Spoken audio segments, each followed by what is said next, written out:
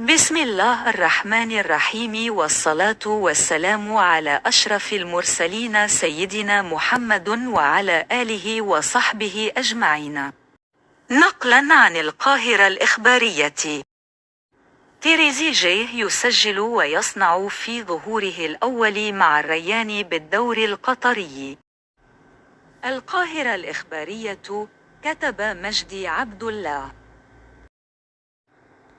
قاد الدولي المصري محمود حسن تريزيجيه المنتقل حديثا إلى صفوف فريق الريان على سبيل الإعارة فريقه للفوز على نظيره الشحانية برباعية مقابل هدفين في المباراة التي أقيمت بينهما على استاد أحمد بن علي ضمن منافسات الجولة الرابعة من بطولة الدوري القطري.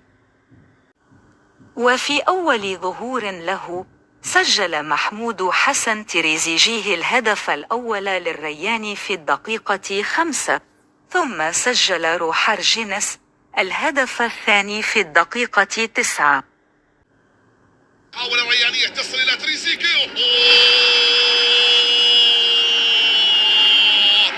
الظهور الأول للمصري محمود تريزيجيه، البصمة الأولى، العلامة الأولى لابن كفر الشيخ. ويا ما قدم كفر الشيخ من العظماء في جميع المجالات في عالم كرة القدم يقدم محمود تريزيجيه.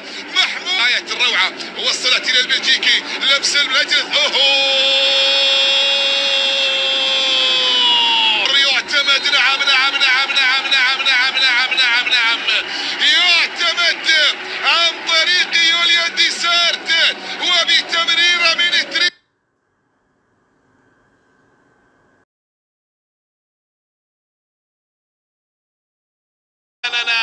حلوة من تريزيجيه، وبلمسة في غاية الروعة يصل إلى شباك شهاب الليثي ليفتتح المشوار الآن.